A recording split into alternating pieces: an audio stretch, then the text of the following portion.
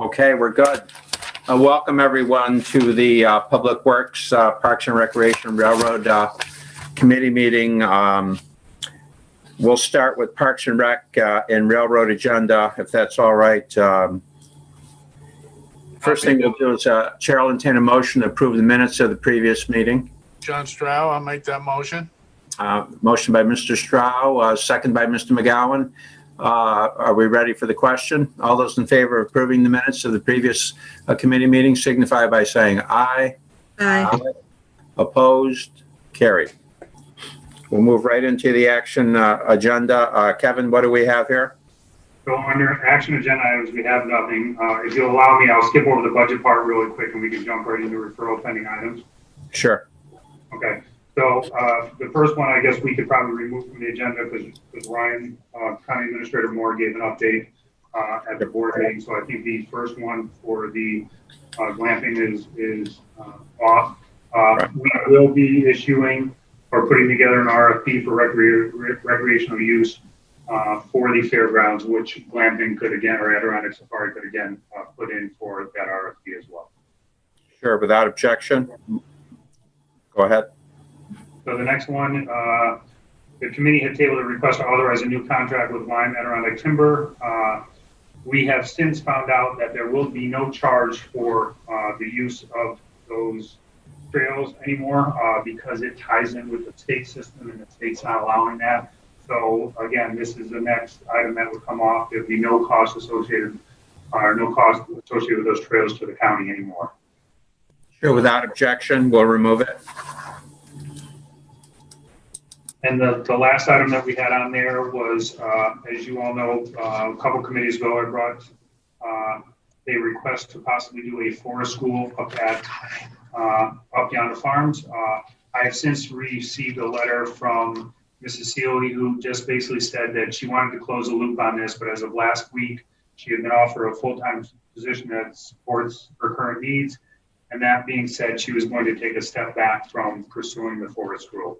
So I believe that one can come off as well. Without objection. Let's move on. Yep. So I don't know if you would like to discuss this budget now or discuss them at the end of all of DPW's. No, let's take it one at a time. Let's move right into the budget review. If you can kind of give us a synopsis on this. Sure. So under your Parks and Rec is going to fall under A710, 711, or A7110, 7111, 7112, and 7113, which is the railroad. If I go down the line, basically A7110 has been reduced by approximately $31,000 or 3.6%. Up Yonder has been reduced by approximately $18,000 to and that's about approximately a 7.1% reduction. Bed tax remains, I believe, the same. The snowmobile grant basically is flat.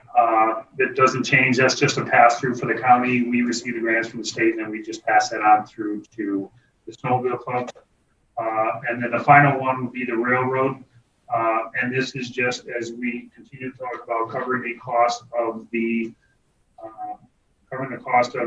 taxes, water sewer taxes, utilities and such for the railroad. As you'll see next year in the revenue is $35,000 from RevRail, unless that's changed or we change it. The bottom line, the expenses are $58,000 and we're only getting $35,000 from RevRail. So that's the budget for Parks and Rec. Sure. Any questions for Mr. Hajos regarding the budget? There being none, let's move on. Kevin? So I think we'll go into the Public Works agenda now. So the first one is a request. Number one is notice of intent to fill the vacant position of a highway construction supervisor. This is my foreman position. I just had a foreman who after 25 years has retired from the county. Mr. McGowan on the motion, second. Second. I will Mr. second. Mr. Bruno on the second. Any discussion? There being none, are we ready for the question? All those in favor of filling the vacant position signify by saying aye. Aye. Aye. Opposed? Opposed? Carried. The next item on the agenda is request number 2, and this is to amend the county budget, and this is due to insurance recovery for damage to guardrail along one of our roads. Motion, Ms. Hogan, second, Mr. McGowan. Any discussion, questions? There being none, are we ready for the question? All those in favor of amending the county budget to reflect this signify by saying aye. Aye. Aye. Opposed? Carried. The last item, number 3, request is to authorize the sale and the transfer of equipment, of an equipment trailer to the town of Stony Creek.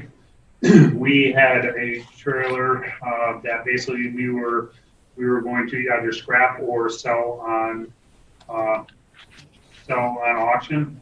I asked Dan Smith, my garage foreman, to give me kind of a estimate of what he thought the value of it was. It was approximately $300, and I believe the town of Stony Creek is going to buy that from us.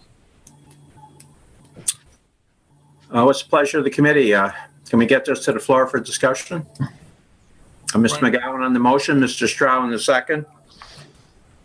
Discussion. Discussion? Mr. Leggett? Yeah, thank you, Chairman. Just of interest, how does a town become aware of the equipment that the county is going to claim as surplus? We don't necessarily promote it, Supervisor Leggett. I think it just happened to be that the highway superintendent from Stony Creek was up in at our shop, and he noticed a trailer out back and had asked our garage for our fleet manager up there, about the trailer, and he basically said we were going to either sell it on auction or scrap it. We've had pieces of equipment before. I know the town of Oregon has purchased from us before. I believe the town of Johnsburg received a skid steer from us years ago. I can definitely ask Dan, and maybe we can put out a list once a month of any type of equipment we have. Typically, we'll put it on an auction as well. But if I can help out the towns before we put it on auction, I'd be happy to do that. That could be helpful. It'd be a good venue for the counties. Thank you. You're welcome. Any other questions for Mr. McGowan? Yes, thank you, Mr. Chairman. Kevin, I want to thank you. I think that's a great idea. Saying maybe the auction, we can get a couple more dollars, but to help out our accounts and that. And the only other thing I would like to add is make sure on that bill of sale, it's as is, so we don't see it back, right? All right, then, are we ready for the question? All those in favor of approving the sale signify by saying aye. Don't give it back. I'm sorry, I heard something. I said, don't give it back. Don't know. Okay. All those in favor, once again, signify by saying aye. Aye. Aye. Opposed? Carried. The next item is under discussion items, and I actually probably should have done this during the Parks and Rec, because that includes railroad. But there was a request by Slip Network Solutions for the placement of a cabinet on county property and to enter into an easement with the county. The location of this cabinet would be on the Thurman Station, the railroad property at Thurman Station. Currently, if you look at the map, it's probably hard to depict on here. It's not in color, but you'll see an X on where they're proposing the cabinet. I'll let, and I believe Kevin Lynch from Slick is on. I'll let him discuss this in a moment, but we don't see that this would impact us at all. The cabinet, the pad that goes along with the generator is very small. We would ask them to extend the existing fence that we have there for the dumpster area. and transform in that area, so they would just put it right behind the same fence area. But the key thing, I guess, to jump in on is on page 13 of the agenda, you'll see the Thurman Station, basically the service area or coverage. And this goes all the way back into Warrensburg, but it also assists a lot of the town of Thurman. So again, Kevin Lynch, if you're on, I can kind of. Kevin, before we do that, let's get this to the floor. Ms. Hogan, thank you. Mr. McGowan on the second. Fine. Why don't we hear more about this now? Good morning. This is Kevin Lynch. I'm with Slick Network Solutions. As Mr. Hajos mentioned, we're looking to put an equipment cabinet in Thurman Station. Very similar, if anyone has seen the one up by the Johnsburg Town Hall. It will look almost identical. And this will provide service for Thurman, Stony Creek, and parts of Warrensburg. And it's approximately 800 grant covered homes, and there's probably a couple hundred additional homes that are passed in between that we'll be able to service. The location for us is good that it's central. It will feed off the cabinet from Johnsburg, and eventually we'll have a second connection out through Warrensburg, just for redundancy. Trying to think what else I can answer for that. It will serve that whole area. It does have a standby generator. Those of you who aren't familiar with the fiber technology, it's a passive technology, meaning between the cabinet itself and the home, there is no power needed. So if the end user has a battery backup or a generator, our cabinet has a generator, even in the event of a power outage, the internet service and phone service will continue to function. That location we prefer, again, not just central, but with the parking lot there, it allows our crews to park off the main road, which is especially important in the wintertime when we do need to do maintenance with snowbanks and things of that nature. We don't like to park on the roads that are more traveled. So that's just an ideal location for us.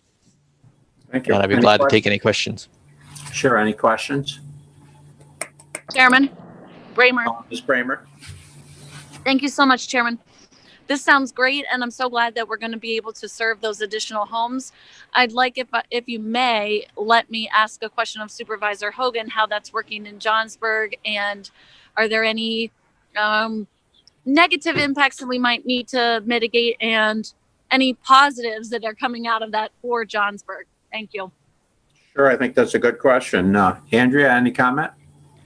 Sure. There are no negatives. The unit causes us no problems whatsoever, and it's all positives. We got to do whatever we can to get service to these people. So just say yes, folks. Andrea, is there is the community center being served by this? Is that my understanding? Is that understanding correct? Well, it serves a big chunk of the town, I believe. The unit itself does, right, Kevin? Right. And yes, that's correct. That's correct. I mean, as far as compensation. Oh, yeah. I don't have the agreement in front of me. I don't remember what the compensation was, but I believe we provide service to the town and to Tannery Pond, so they each get basic internet service at no cost. And again, if you identify a couple locations within the service area of that cabinet, we'd be glad to do that as well.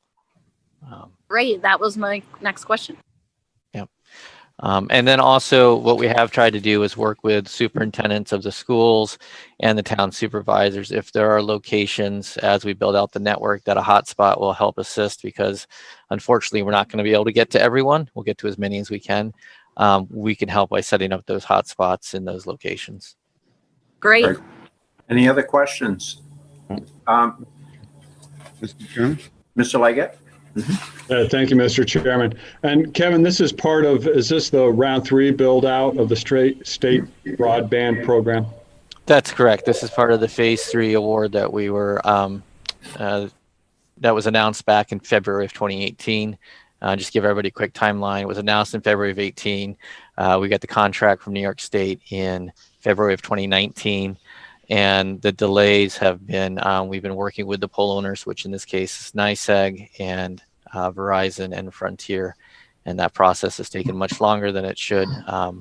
but we are making good progress. I'd say we've got about half of the make-ready complete in the southern portion of the county. And I did provide a map to Kevin. He could share that's color-coded, kind of shows you the progress. And if any of the supervisors want more information, don't hesitate to reach out to me. I'll provide you with updated maps, information, whatever I can do to help. And how many homes was in that? For Warren County in total, there are 1,700 homes within the grant area. And I'd say within the county, there's at least 500 additional homes that are passed in the middle mile or overlap with some of the other providers. Thank you. Bruno. Mr. Bruno. I want to agree with Supervisor Bramer. I think this is sounds like an excellent plan, idea, application, whatever, to increase the service and access for residents in the towns that are affected. Thank you. You're welcome. You're welcome. Mr. Stroud. Yes, what's the duration of this agreement? Our preference is a easement in perpetuity, simply because the infrastructure will coalesce on that point, and it's very difficult to move it in the future. And again, typically what we do is for the compensation piece, we'll state that whatever the current level is, as that increases over time, we increase it. This is pretty standard. We've done with lots of towns throughout the North Country. Yeah, well, my concern is that, and I think, it's expanding broadband into the areas where it's not, even though it's subsidized with SLIC as well with others, is a good thing. But, the world changes. And so 10 years from now, take a look at 10 years ago. It's a different world. So in perpetuity seems like an awful long time. So can we put some kind of a reasonable, we'll reconsider or look at in 10 or 15 years, something reasonable here?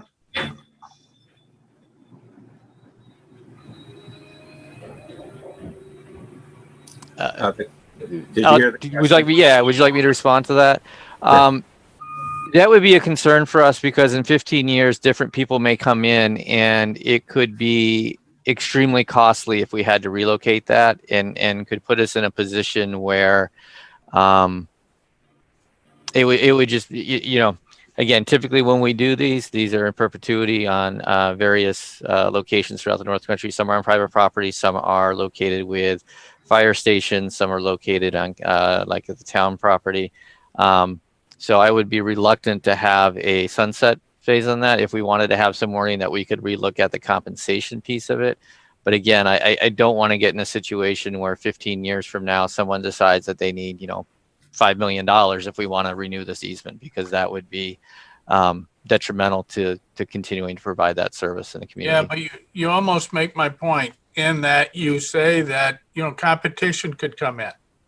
Okay, fine. Competition comes in. Competition is a good thing. But they're going to say, we would like a piece of property for free in perpetuity as well, because you did it for SLIC, so you need to do it for us. That's an interesting point. Ms. Bramer, did you raise your hand? Thank you, No. Chairman. I did. I'm sorry about the background noise where I am. I understand what Supervisor Stroud is saying. Is there any other avenue? I mean, I'm thinking I hate to say this, but, cross that bridge when we come to it kind of thing. If the technology and the competitors come in 15 years, is there a way for us to deal with that at that time? Or do they have a plan to upgrade their technology along the way if something different comes into play? Mr. Wild? Mr. Chairman, thank you. I can't really see if I'm on mute or not. Am I good? I'm sorry. You're good. So just a couple of things. A comment about Mr. Strauss' concern. I believe it's a viable concern, but we never know what technology is going to change and how that's going to impact broadband in the future. And it could be that, maybe Tesla comes in with low orbit satellites and everybody just has little antennas on their roofs. So I'm not so concerned about that because we have no insight about what technology is going to do. But my main concern is the build out. And this is phase 3. Phase 3 was supposed to be completed, I'm not sure when, but the question is for our representative from SLIC is, when do you expect to have this build out complete? Thanks for that question. So again, just give some timeline on that and some perspective. So in February of 2019, we got the agreement from New York State. At that point, we hired, I should just go, in the interim, from the time that we applied for the award and the award was issued, the Public Service Commission changed the process in which we apply for poles, essentially moved the goalposts on us. Prior to that point, National Grid and Verizon had 90 days under Public Service Commission guidelines to provide us access to poles from the time we applied to the time we were able to attach. They changed that process where we had to go to a third-party contractor, which had to be approved by the pole owners. And that process has taken anywhere from 14 to 18 months. So unfortunately, we are behind schedule on the project, but it's really been out of our control. We can't attach those poles without the make-ready being work done, which means they need to, every single pole is photographed and engineered to make sure that attaching the cable will be do so safely, not too close to power, high enough off the ground, doesn't overload the pole. And then we get that back, and then we have to hire a contractor to go out and make any of those changes. I will tell you, our initial designs that came back had a lot of pole replacements and a lot of moves, and over 150 of those pole replacements were unnecessary, and it causes delay because I have to go back. And I'll just give you an example of 2 weeks ago, I did a ride out in Johnsburg with National Grid reviewing these designs. And then one afternoon, we removed over $200,000 worth of unnecessary work that was called out. And that's just 3 applications. I have over 100 on this project for all of New York where we're building. So it has caused delays. We hope to have most of the county online by end of the year. There may be some outlying areas that may take a little bit longer. We are doing some buried work that's going on right now. Another issue that's impacted our schedule is our make-ready crews, again, the contractors. Every time there's a hurricane, they redeploy. So we've already lost them for a month since July because they initially responded to the hurricanes in North Carolina, then they went to the one in Louisiana. So we should all hope for no more hurricanes. That will help to build out progress. So, Mr. Chairman, I think, or Mike, go ahead. Go ahead, Mike, continue. Thank you. I appreciate that. Sure. So, we realize there's constraints. In a conversation I had with Jim Siplan, one of the reasons why I'm asking about the build out is if there's another release of phase 4, so to speak, or more grants that are released, if we haven't satisfied the requirements for the prior phases, that might preclude us from getting additional funds. So I'm wondering if we can find a way to put some reasonable time frame on the build out, and maybe it's based on some kind of percentage or something like that, that we try to find a way to make this happen as quickly as possible. Yeah, my sense is that we share that as a goal. I think John's point is more aimed at what's the guidance? Has any guidance been provided relative to municipalities entering into these types of arrangements, Ryan? I think that's what I would think is the point of the question, which not only goes to term but also goes to competitive applications, that kind of thing, and there must be some guidance somewhere. I guess the question maybe to Kevin would be, Kevin, you must be entering into all different types of arrangements relative to this. I mean, your preference is perpetuity, but and maybe you could expound on the variety of different type of arrangements that you've entered into. Yeah, so we have 30 of these cabinets throughout the North Country. So Franklin, St. Lawrence County, Essex, we'll be building down into Washington County as well with an additional 10 cabinets in Washington County. And an easement in perpetuity is typically what we do, either on public or private property. The only other arrangements we have, but it's a similar, I think in Star Lake, we're located in the Star Lake Fire Department in their facility. But again, we do have an easement on file with the county. And the reason being, one of our earliest cabinets, and I won't mention where it's at, we did a rental agreement with a landlord, and it really has become a nightmare because every year he's raising the rates. It's getting to the point where it's not profitable, but because that's where all our infrastructure coalesces, it's very expensive to relocate that anywhere else. And so we've gotten ourselves in a situation there that's costing us much more money than we would like. Unfortunately, the fix for that is even more money to relocate that infrastructure. And just to give you an idea, all the fiber from the southern portion of the county is going to coalesce on that spot. That's where it's going to come in. And so there'll be 144 fibers in there, and that will split out to all the different homes. John, you had your hand raised? Yeah, thank you. Yeah, well, I still am bothered by forever. That's a long time. And I see your internet. You know, the internet is for the ultimate package is about $100, and the phone is about $40, and TV can run you 103 plus extras, so say 150. Now, do these people get discounts on this because you've been subsidized? So our rate, our base package at $60 is mandated by the state, and that is a fixed price for 5 years. I will tell you, and I can share you the records with it, that we have not raised rates significantly. I think the last raise we did was $5, and that was on our package that went from $44 to $49. The state mandate is that we can charge $60. So we're $10 below the cap set by the state right now for these grant areas. And that price hasn't changed in 8 years prior to the raise from 44 to 49.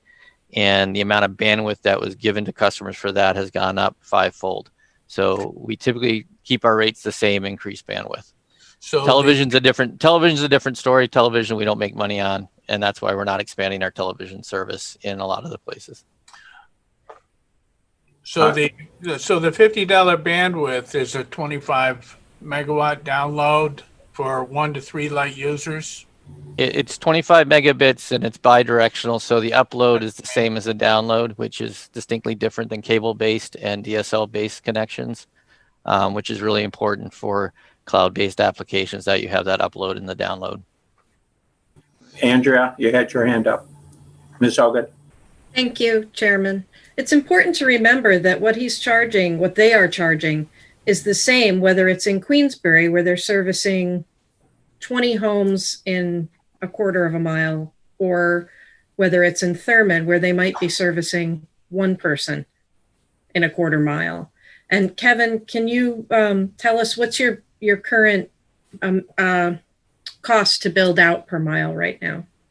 Okay, so right now we're averaging between $35,000 and $40,000 a mile to build out. A good 50% of that cost is the make ready, which I discussed, which is preparing Verizon and National Grid poles for attachment. Over 50% of our budget goes to those make ready costs. And then we have the material and labor cost.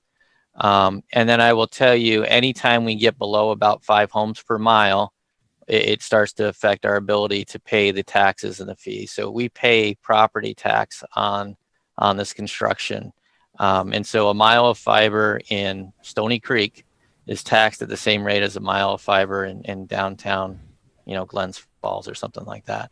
So we really do have some operational challenges when we get to these low density areas. And so part of our rate structure is we have to average that across our entire footprint. And I think you'll find our rates, if you compare them, are very competitive to other providers. And we don't do the 1 year discounted rate and then jack it up after 2 years. Our rates are very stable. Yeah, I think I'm just curious. One would think that some guidance has been provided on this. I don't know why I believe that to be the case, but relative to entering into these arrangements, and I'll stand corrected on that. But it sure would be good to have some guidance in this regard. I think everybody would love to support this. Of course we will. But Mike, go ahead.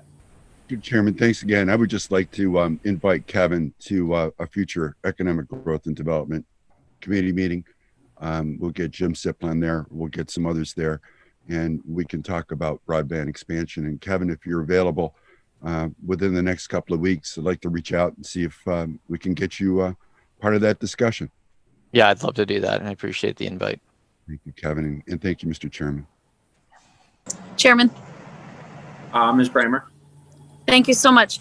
I want to point out that we grant permanent easements across the railroad all the time for people who want to cross our railroad line in order to get their property. And this is a very small square footage of space that we would be granting an easement to.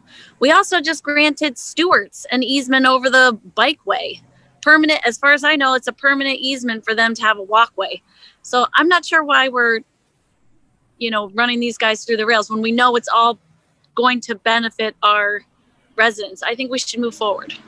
I think that's the consensus of the committee. I don't think anyone's objecting to that. I think the committee's just trying to fulfill its fiduciary responsibility here.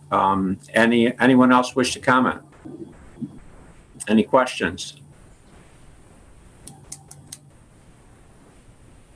There being none, Amanda, do I have a motion and a second? Yes, you do. We have a motion and a second. Are we ready for the question then? All those in favor of approving this signify by saying aye. Aye. Opposed? None opposed. The motion carries. Thank you. Congratulations. Let's move on. Kevin. Thank you. Chairman, the next item on the agenda and discussion items is road projects. I only have photos of some, although there's quite a few that are being done between the end of last week and the beginning of this week. But the photos that you have within your agenda are for County Route 10, which is in Warrensburg, runs between Warrensburg going towards Bolton. And that was approximately 4.1 miles worth of paving that is completed. The remainder of the projects being done by contractors are currently being constructed, and I guess I can say within the next probably 3 weeks, before the middle of October, all road projects for this year will be completed. Keeping in mind that Sunnyside will still be going on, but Sunnyside will be under construction as well. Very good. Would you like to move right into the DPW budget? We can go into the DPW budget review.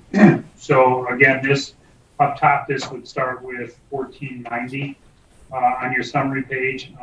Then it would jump down to 1626, 1627. Starting with 1490, you'll see we're a minimal amount of increase, 0.08% or $480. You jump down to 1626, which is the Westbrook parking lot. We've decreased that one by approximately 4.7 or 4.8%. The Beach Road parking lot has actually increased, and that's due to the fact that we are, based on the resolution that was passed earlier this year, there's a little bit more of an expense to the county. As you know, the parking lot is split up between us and the village, 75-25. But with the resolution that was passed this year to assist the mayor in building their sewage treatment plant, he is also taking the first $75,000 off of that 20% that the county would normally take in. So that's an added expense into that one. As far as the next one is 1628, which is waste management, and this is basically our containers. There's a reduction there of approximately 8.8%. That's due to the last couple of years when we bought many new containers. This going into this coming year, we don't need to replace any containers. Moving further down, and actually we can get off the A codes and move over into the D codes. They start off with D3310, which is traffic. There is an increase in that by approximately 8%, and that's due to some materials and LED stop sign lighting that we're going to install in this coming year. Under 5010 highway admin, there's a reduction of approximately 37% in that budget. In engineering, there's a reduction of 6%, and that's due to the positions and the movements that I've made in personnel. Under maintenance of roads, there's a slight increase, 2%, and that's mainly due to materials. But a portion of that also comes to be salaries and associated costs with the salaries. It's not necessarily because anybody has gotten a raise, because the contracts haven't been put in place for the union yet, but there's still steps or longevity increases that come about in each year. The next item, which you're going to be see a significant increase, is going to be in county roads. There's a 63% increase in county roads, and again, this goes back to what I've been discussing for the last 3 or 4 years, and I also did it with the previous superintendent of works.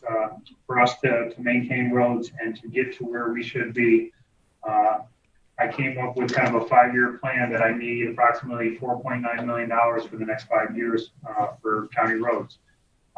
With that being said, in future years out, that $4.9 million will do less mileage of road. But again, it'll get us after 5 years to a level that we want to be at, that we're not behind anymore. You know, most of you know who've been on the board since 2008. We were caught up through 2013 that we were only using CHIPS funding. And then around 2015 or 16, we started to receive the Pave New York funding, and the county, under the county budget, there was more money put in. The last couple of years, the county has put in, again, more money for repair and maintenance of the county roads. This past year, we did some money moves and went back into old projects that we could close out, which has allowed to do a little bit more this year. During the budget process, and I'm not sure that Mike Swan is on, but I know the budget officer is here, and I know that county administrator is on as well, is we talked about possibly doing a 5-year ban. And Ryan, if you could jump in, I'd really like you to, because I'm not sure that I'm going to discuss it correctly of what we're looking to do.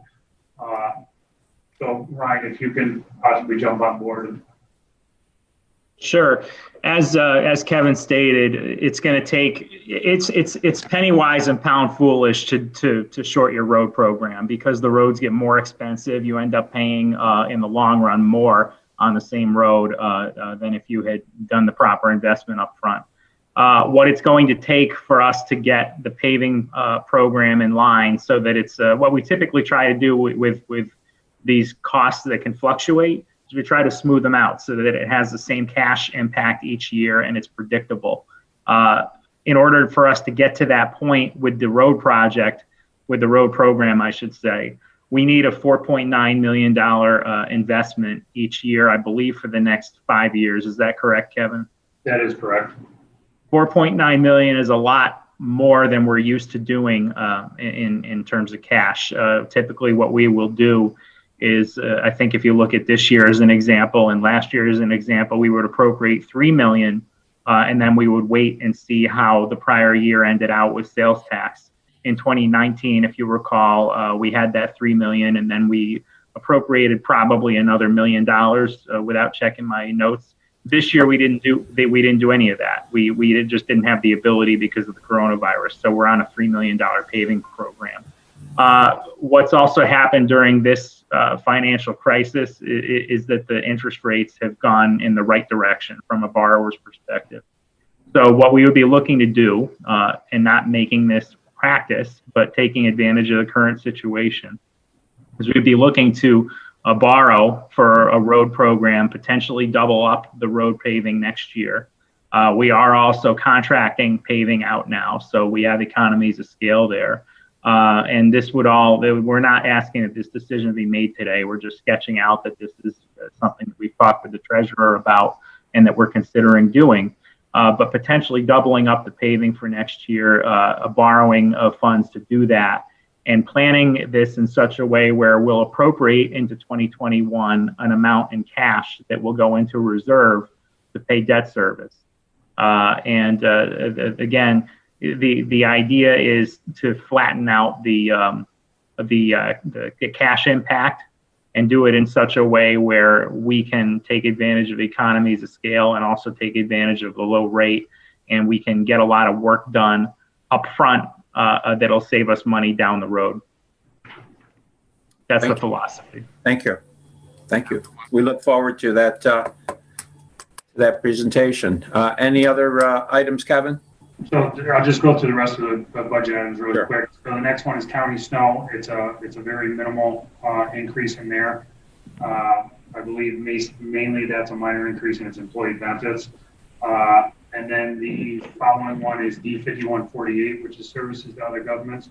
This is typically when we pave or do any work for other towns. As you all know, that as Ryan just stated and we've talked about, we're doing most of our paving work with contractors, but we're still running a paver and doing a lot of maintenance paving so that I can catch up on maintenance. Some of the towns have used us for some minor maintenance paving for them as well. So this is where that falls. But again, that's reduced as well by 4.8, almost 5%. And then the last item that we have on there, which is, again, it's a significant amount. It's the transfers to capital projects and the request for 2019, if you take a look at your sheet, was $525,000. Last year, we adopted a budget for $388,000, and it was amended to $430,000. You don't see that a lot of it's been expensed out there yet, but it will be with a lot of the construction projects that we have out. This is mainly for the local match for all the federal aid projects, as well as any bridge work that we have to do within the county. Next year, there's a significant amount requested in there of approximately $1.772 million. Reason being is the federal aid projects next year, we probably have almost 14 million, give or take, of federal aid projects going to construction next year, which includes big bridges and roads. And one item that is also included in there would be the construction work associated with the Sagamore retaining wall. As you know, we passed a resolution to allow the engineer to get started, which was for the engineering work. A portion of that money within that transfers to capital projects would be for the construction of that wall as well. And that's it for those. I guess on the final page, we have the machinery fund, the motor fuel farms. Both the machinery fund, believe it or not, is less next year. We're down in needing the equipment. I think this is the first year, probably in 5 years, that we have not had a significant amount in there for equipment replacement. But going into next year, it's not a significant amount, but we're down 1.4%. And then the motor fuel farms is up approximately 80%. And reason being for that is going into next year, we need to do a replacement of the Echo fuel system. And that's basically the monitoring system for all the fuel tanks, whether there's an overfill, any alarms that sound.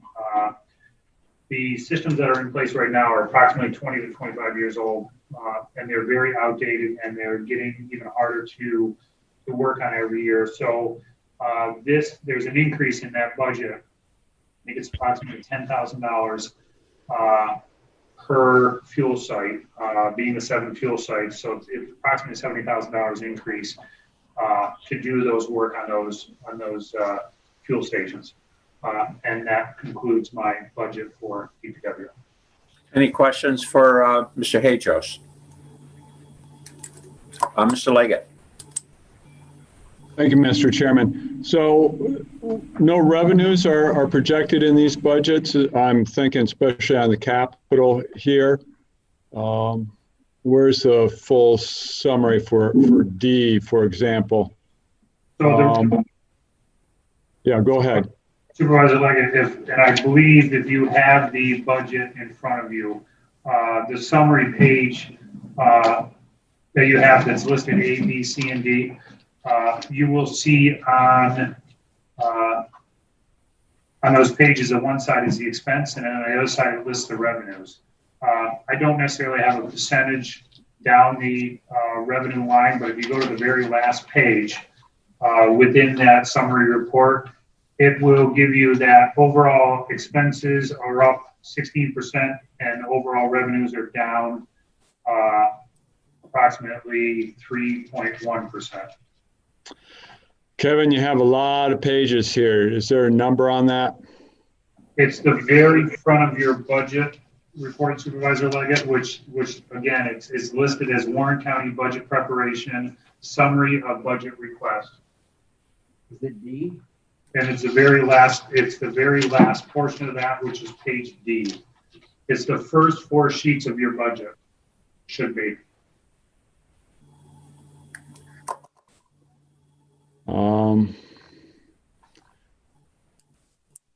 Still not getting it here. Supervisor Leggett, do you have a page that's listed up top that says a large capital letter A, B, C, and D? No, I'm pulling off of what was online. First page is Public Works Admin DPW, page 1 of 16. That's the first page of 116 pages that you have.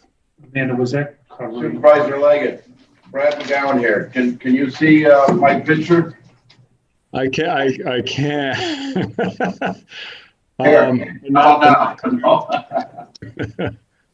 clearly. It's right after the summary page at the beginning. Supervisor Leggett, I'll make sure that you get a copy of this. I thought that this was attached to the very front of the budget that you have in front of you, those 116 pages. Again, at that very last page of that I'm referring to, the total of expenses are up for, and I can't say for DPW, it's all of DPW, which includes county facilities as well, up yonder the railroad and public works. It is up a total of 16%, or approximately almost $3.3 million, and revenues are down approximately 3%, which are down approximately $178,000. Okay. And do you expect those revenues to be down just to be conservative? We're not guaranteed of certain payments, but there may be other grants and reimbursements available? There may be. One of the things that I don't have in here, for example, is the airport's included in this as well. And as I said, if something takes place with the restaurant at the airport, there's a portion of that that will amend the budget to include that revenue as well. When the hangars get built, which will be sometime in 2021, the T hangars, we will move people out of the old hangars into the new hangars, and we will not be removing the old hangars as of yet. So there's potential for more revenue to come in from there as well. Another portion from the airport would be fuel sales. It was very low on fuel sales next year.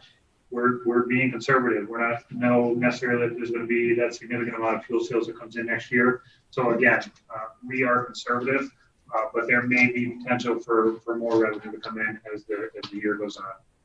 Can I cut in here? Absolutely, Ryan.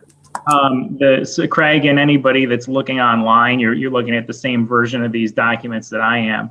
You got to scroll down to Fund D. That begins. That's what we're talking about here. The page that you need is page 1. It's page 2 of 7 is what it says on the bottom. If you get down to Fund D, and it's under Highway Administration is where this revenue goes. And you'll see in the revenue box, the revenue request is $2,046,167. Thank you, Ryan. I'm 4 of 7. Yeah, 2,046,167. It's the labeled page 2 of 7, but it's all. This is all out of order. It doesn't make this attachment that we're all looking at doesn't. It's not what you have for those of you who are in person. But if you're looking at the very top of the sheets, you'll notice that all of the sub-departments that you're looking at are in Fund A. That's the general fund. Fund D, as in Dave, is the county road fund. And you got to go down past. You go past 3310 traffic control. Yeah, that's where I am. Okay. We'll keep going down, and now you'll get into 5010 highway administration. Yes. And that 2021 departmental request in the box, that's the revenue. And Kevin, can you just tell them what that $2 million is made up of? For the revenue, yes. Under the highwayman, that's basically your CHIPS Paved New York and CHIPS Paved New York, and Extreme Winter Recovery is not in there. So there's a potential to have another $275,000 in there. if they pass or if the governor passes the extreme winter recovery. So that's basically that main one, which is the 2 million. The 112 in the maintenance. I don't know, Betsy, help me out on that one. I know you're on the 112,000 revenue in the maintenance. That's the one I'm probably not keyed in on or sure of. Is that the fuel or? She's still on? 5110 maintenance. Yeah, the revenue under maintenance. Yeah. You know, yeah, it's okay. We can sort through that. And just in general, Interesting. the plan for extra funding for the capital projects, I think, is in our best interest. So look forward to hearing more. Yeah, so would I. Any other comments for Mr. Hajos on the budget? As usual, Kevin, terrific job. Perfect job. Yeah. Anything else to come before us here, Kevin? Oh, that's all I have. Fine. Don, anything on YouTube? No, Chairman Conover, nothing at this time. Nothing? Any other items to come before the committee? There being none, I'll entertain a motion to adjourn. Mr. McGowan, Mr. Stroud, the second. All in favor? Aye. Aye. Opposed? We are adjourned. Thank you, everyone.